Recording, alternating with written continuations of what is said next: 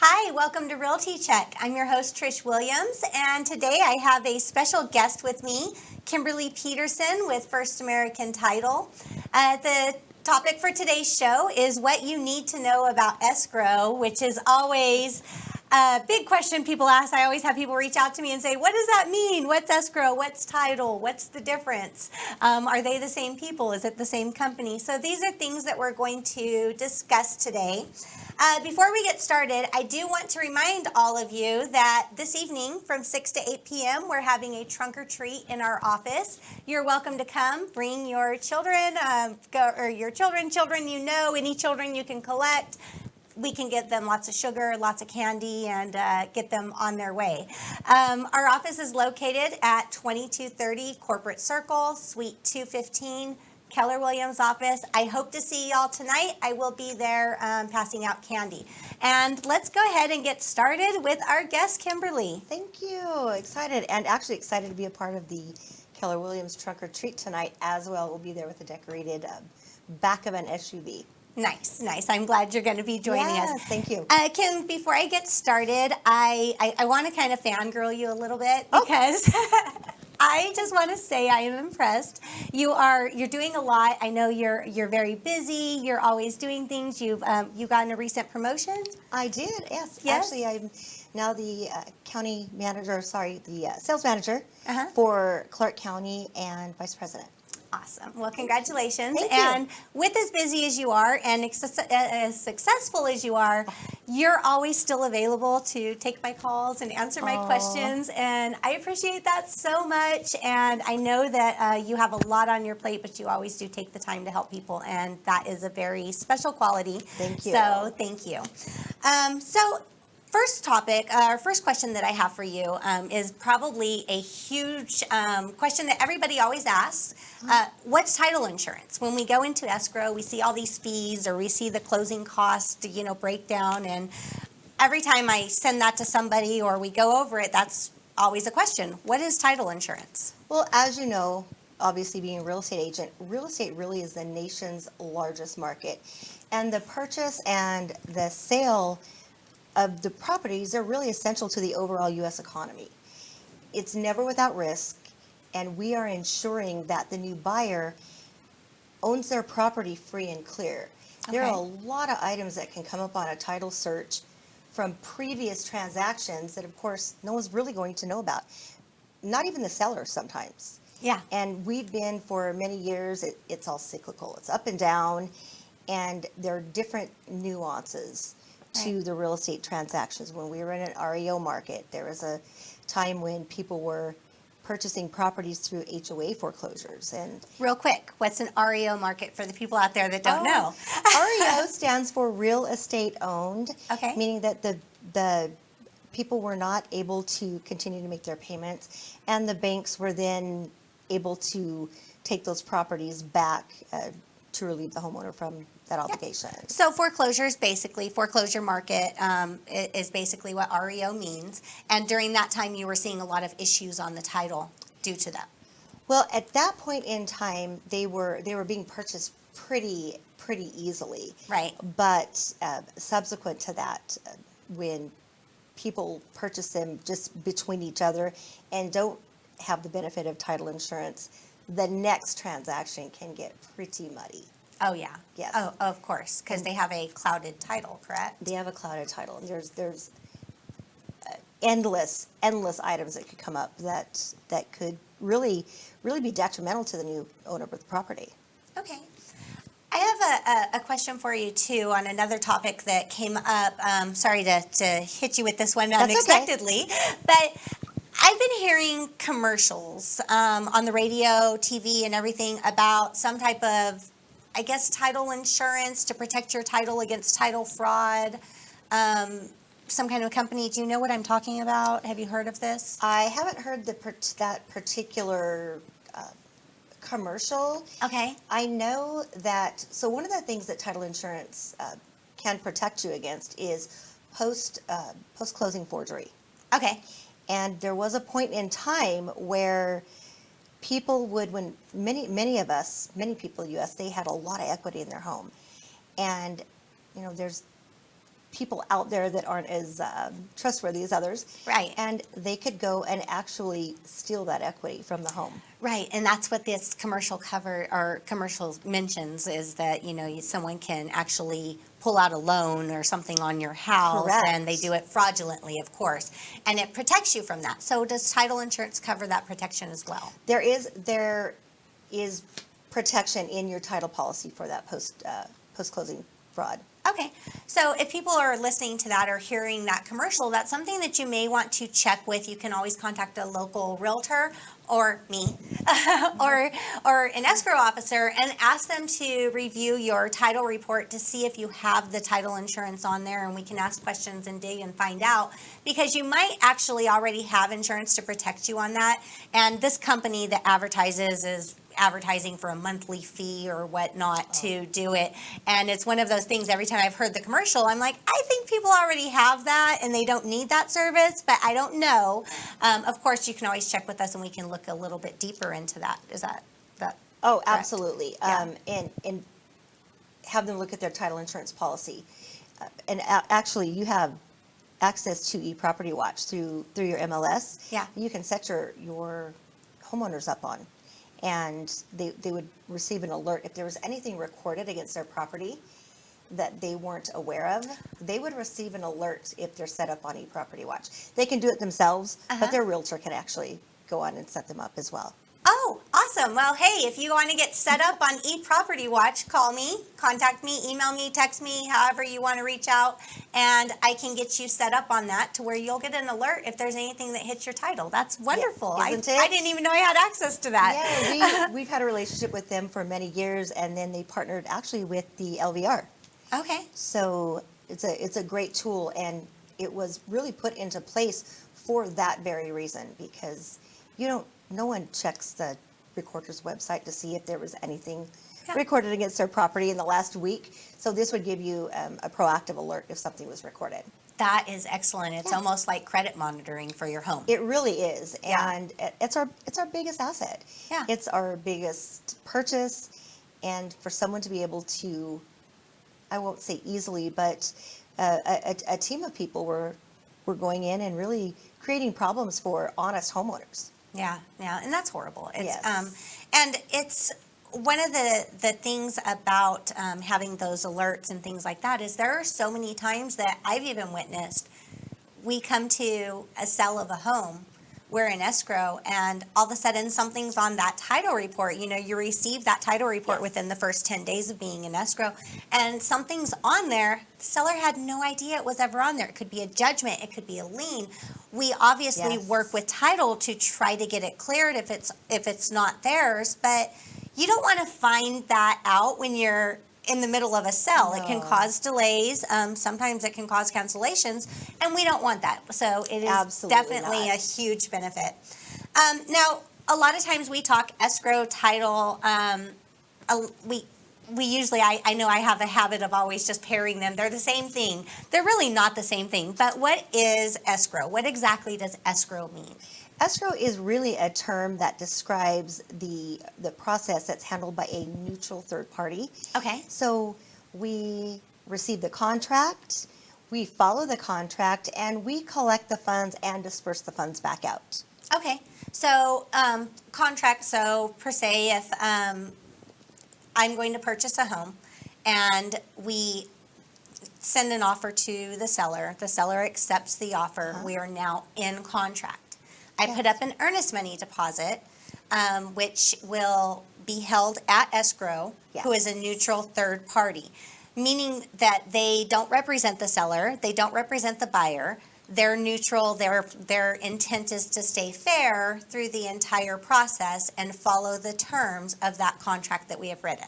Correct. Okay. We are a neutral third party. Okay, great. And that's very important for people to know, because being a neutral third party, that means that you're protected against, them unfairly. If you were making an offer on a home, putting up a deposit, and that deposit was held by the seller could get mad at you and say, I'm keeping that. So that escrow protects against that happening.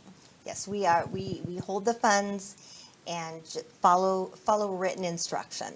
Okay, perfect. And what are some common items that can delay the process in a sale? Really, some of the most common items are just escrow not having enough information, over-inform. If there's things you think that we might not even need to know about, let us know. Okay. One of the most common, super simple, if the seller's out of state, let us know. If they're traveling, let us know. We can accommodate signings nearly anywhere. Yes. And that's a misconception that people have. Some people think, oh, if I'm selling a house in Vegas, I'm going to have to plan a trip, go out to Vegas to do my signing, and they don't have to. No, they don't. They really don't have to. We have mobile notaries. We have the availability now of what we call a RON, so it's remote online notary. Oh, I do know that. That's brand new, huh? Yes, it is Okay. brand new. Quite the process to get certified, but we do have access to that as well. So we're working hard, very hard, to make it as easy as we possibly can for the consumer. Right. And as the most convenient that we can. People are busy. I know. People are busy. Right. Oh, absolutely. And people are busy, people are traveling, you have work. While selling a home is a big deal and a big important step in your life, you don't want it to consume your whole day, week, or No. month, or however long that escrow is going to be. So we do try to make sure that throughout the process it is painless and you can still continue your regular day-to-day activities while selling a home. Correct. Other information we need to know if parties are married. A lot of times people are married, but one's buying or the other. There can be additional steps that need to be taken, additional documentation that needs to be signed. So the more information we have, the better. If it's vested in a trust or if there's an LLC involved, make sure that we have all the appropriate documentation so that we can get it approved sooner than later. Yes. The earlier the better, so that when it's time to close, people aren't scrambling and they're not stressed, because buying and selling homes it's a big deal. Oh, yeah. There's a lot outside of just the paperwork part of it. There's the personal side to it. We don't want to cause them any stress. So the more information we have, the better off everyone's going to be. Absolutely. And going back to the spouses, so because of the laws in Nevada Yes. on, marriage and home ownership, if a seller is selling a house, but that seller is the only person on title, that doesn't necessarily mean that the spouse doesn't have to sign anything, correct? Correct. Yes. Correct. And it's always a great idea just to check with the escrow officer, either through their real estate agent, but check with the escrow officer and find out, does my husband need to attend? Do I need to attend? Well, Right. obviously, if they're the primary owner, but find out who needs to be there. Yes, that's very important. And also when it comes to your final signing, one of the things that I found is always a good thing to let people know if you're planning on having your funds wired to your account. Bring that account number. Oh my gosh, yes. Because so many times people are scrambling. They're at the signing trying to find the account number. So that will make your signing appointment a lot easier. Bring your forms of ID. Bring your account number. That will make sure that you're prepared to, when we go through all those the paperwork for your final signing, that we have everything in order and we don't have to return with further information later. Correct. And proper identification is very important as well. Oh, yeah. I always tell people 2 forms of ID. That's great. I love hearing that. Yes. A lot of times, loan documents, the lender requires 2 forms of ID a lot of Okay. times. So some do, some don't. We never know until we actually get the documents. So it's always best to be, over prepared. Absolutely. Now, we talk about, you talked a little bit about how the title is vested. Correct. What type of ownership it's vested in. So basically what vesting means is how can I explain this? Go ahead. Your vesting is how you wish to take title, Take ownership. take ownership of your property. Are you a married woman and this is your sole and separate property? Are you an unmarried woman, meaning now that you were married at one point, now you're no longer married, you're divorced? Okay. A single woman, you've never been married, man or woman in this instance, husband and wife. One of the biggest or probably most important vestings that people need to take notice of when they're married, do they want it as joint tenants with right of survivorship? Right. And we always, we're not attorneys, don't offer legal advice, but they could really talk to someone and find out how is it best for me to avoid probate in the event something happens to one or the other of us. Yes. Yes, and that is a great question for you to find out before you go into vesting your property, is to make sure that you look towards the future. If something were to happen to one of you, you want to make sure that your vesting is not going to trigger probate, or have you have some obstacles that that will arise later. And it could, and those situations are traumatic for a surviving party. So if they go to sell their property and now we have additional hurdles, it's just great to get some advice up front. Talk to a real estate attorney, talk to your accountant, talk to someone and find out, hey, what's the best steps for us to take here? Right, absolutely. And that's so very important, not only for your future planning and Right. your financial planning, down the road, but it's also one of those things which, like I said, you don't want to be in the middle of a sale, which I personally have had that happen on, with a client of mine. We're in the middle of a sale and found out that there was something on the title that they were unaware of that triggered probate. So it, Yes. You're partially through a sale, you think you're closing in 30 days, and then you find out you have to contact a probate attorney. We're going to probate court, and that obviously is a very long process. It's a long process and probably not the most fun conversation to have with the buyer's agent. No, no, it was not. But it was one of those things that the way that it was, the seller was unaware that was the situation, and we did not find out until we were in escrow. And that is probably the most common problem, is that they just weren't aware. Nobody had told them that it made a difference whether or not it was marked husband and wife, or if it was marked husband and wife as joint tenant with right of survivorship. They just didn't know. We don't know other people's jobs Yes, as absolutely. just Americans. Right. So we rely on experts. Right, absolutely. And that is something, when you're purchasing a house, definitely you want to make sure that you understand those vesting, the different types of vesting that Yes. you can do. You understand what each one means, and make sure that you're doing the one that is to the best of your interest, because that is very important for It the is. future of your home down the line. And, as we've been talking a little bit about how real estate, things change. The market changes. One of the things we're seeing recently, there's a lot of solar on homes, right? Yes. A lot of solar panels. And want to make sure that we're aware, how is this going to go down? How is the buyer assuming it? Is the seller paying it off? To make that as clear as possible. Right. So that that can throw a monkey wrench in a process in a hurry. Right, and what I have found, many consumers don't really understand when they get solar. I've had so many, and because I'm actually well versed on solar, because I've had so many instances where Issues, we've come yeah. across it, I inform them at the beginning, at the listing appointment, what to expect there. But there's so many people that have solar panels that they didn't pay for the panels, and they tell me, oh no, these were free, and I just pay for the energy. So and I say, well, you have a lien attached to your property now because of the solar panels. They say, no, they were free. That still does not mean that there's a lien attached to the solar panels. In most cases, whether you were told they were free or they were not free and you're just Right. purchasing the energy, this is a lien that is attached to your property.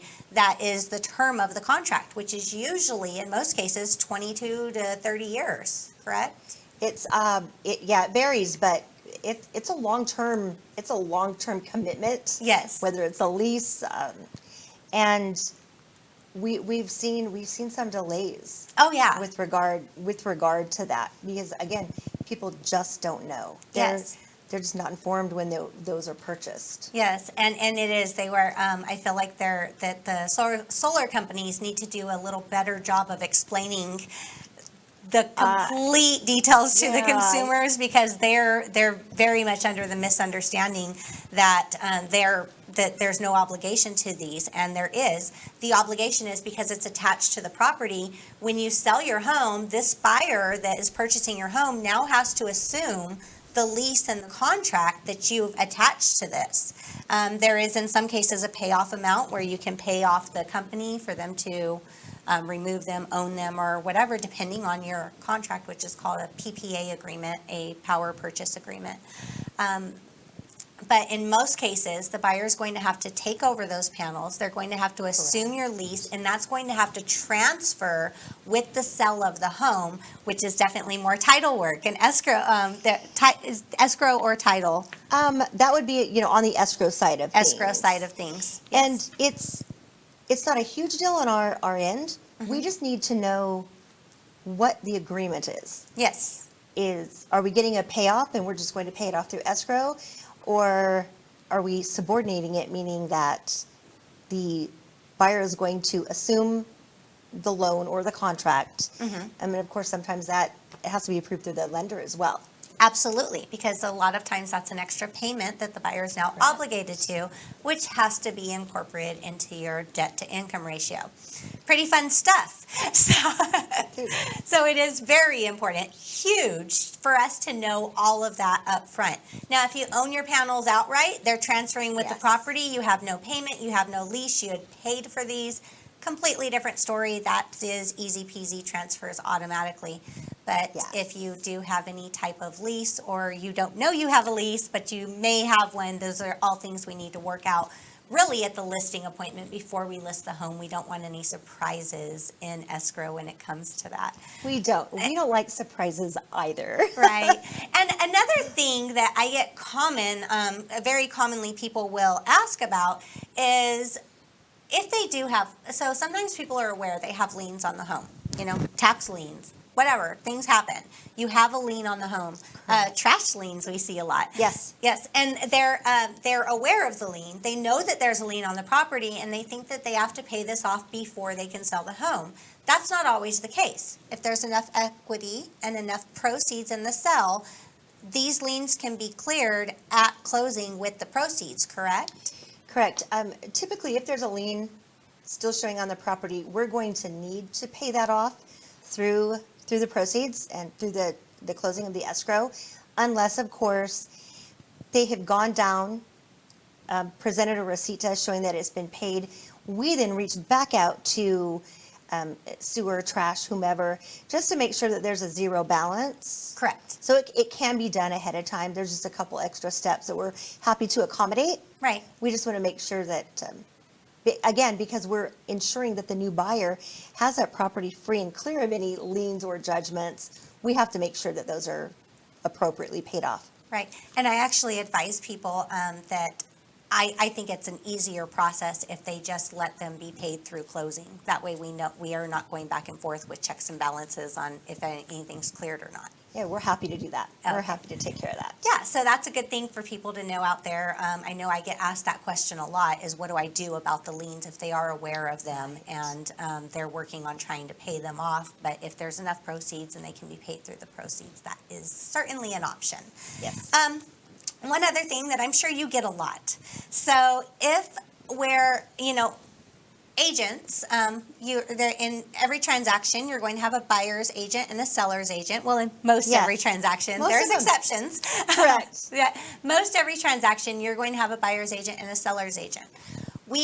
Yes, we write the contracts, we send them over, we agree on them, we sign them, our clients sign them, but sometimes our interpretations are not the same. Sometimes the seller's agent and the buyer's agent are not on the same page. So when that happens, and of course you're the neutral third party, the escrow company is the neutral third party, do they review the contract and basically have the final word on how this is determined to be? Great question. Thank you. Absolutely, we do not. Again, we are a neutral. You do not? Okay. We won't make any determinations. Right. We follow the written instruction. Okay. So whatever the parties have agreed upon. So we may even ask if both sides are discussing maybe what one thinks and what the other thinks. We'll ask for a clarification. Okay. We will ask for something additional in writing, signed by both parties, by the buyer and the seller, because truly they really are the parties to the transaction. But we will ask for clarification just to make sure that everybody is on the same page and that everybody has the same understanding. Okay. So we really, if there's a dispute like that, we will sit back and wait for the parties to come to either an agreement. It may cancel it, but we don't make those determinations. Right. So the thing out there for you to know is make sure that every term is clear. Sometimes I go in my contracts, I over explain, but I prefer to do it that way just to make sure that it is it's clear. There's no misunderstandings of what we're trying to accomplish through the contract. For instance, I'm just going to throw an example, so just in case I lost any of you out there, of what we're talking about. To keep things simple, say there's a home warranty. You're the buyer on the property. You want the seller to purchase a home warranty for you when you purchase the home. Correct. Yet you don't have an amount in the home warranty section on the purchase agreement. You just say seller purchases home warranty. Go to seller and seller says, well, I'm not planning on paying more than $500 for this warranty. This is not title's decision. This is not the escrow decision at this point. We need to clarify that. The agents need to get that clarified, the amount, who is paying the warranty, and the amount of the warranty being paid in what's called an addendum to the purchase contract, correct? Correct. Yes. We need those figures. We need to know what the parties have agreed upon. I guess the key word would be agreed upon, Right. two words. So in any instance, again, if we don't have it, we will just wait until one of you get it to us and it's signed by both parties. Right. So it needs to be an addendum that states clearly the instructions of what is going to happen for you guys to be able to follow the instructions. Correct. Yes. Okay. That's great to know. That's good news. That's great to know. And I know you guys are probably contacted a lot by agents saying, "Can you come up with the decision for this?" And it's just not. It's just not what you're supposed to be doing. No, we really are neutral. We are there to process the paperwork, collect the funds, and then disperse the funds, and make sure that we are giving this new buyer who's purchased maybe the home of their dreams free and clear of any title problems. Yeah. No, and that's huge. It's very important. Yes, again, biggest purchase and most people's largest asset. Yes. Oh, and most definitely. In most cases, it is most people's largest asset, so it's a big deal. Yes. And wrapping up here, I want to be able to make sure that people know how to contact you. Oh, absolutely. I'm Kimberly Petersen. My phone number, you can reach me at area code 702-274-9688, and always available to take a phone call. And Kimberly's company is First American Title Insurance Company. Kimberly is amazing. She answers questions, and one of the great things about Kimberly is that if she doesn't know the answer to a question, she will find it. She will research it. She will find it. She will make sure that you have the details that you need to know, which I appreciate because I'm always throwing curveballs of interesting things that come up, and she's always been able to get down to the bottom of it and find out the right way to go with it. I've got some amazing people that I work with that are incredibly smart and have seen basically every type of title issue that you can imagine, and tons that we've never even thought of. Right. But I've got a great resource team. Debbie Jackson is the vice president of the title operations, and absolutely amazing, and I don't know what I would do without her. Yes, you guys are definitely an amazing team. You're always on top of things, and you guys do a great job. And once again, tonight from 6 to 8 p.m. I want to see you guys there. Costumes, candy, we will be masked. We're going to definitely be taking safety precautions. So we will hope to see you guys there in a fun trunk or treat. And thank you so much. I've Thank enjoyed you. this. I've enjoyed it too. Thank you for being here, and thank you for coming on the show, and I look forward to having you on again in the future. Looking forward to it. All right. Thank All right. you, Kimmy. You guys all have a wonderful evening and day out there, and tune in next week on Realty Check with Trish Williams, of course, with me, your host, Trish Williams, and 9 a.m. on next Thursday, and we will be looking forward to seeing you guys there again. Also, our show's pretty new, so we're looking for reviews. If you guys are enjoying the content that we have out there, please take a second to give us a review. Download us on iTunes. We're now officially on iTunes. Download us on iTunes. Leave a review if you have a second to, and that would be extremely helpful. Thank you. Share it with your friends also. Have a wonderful day.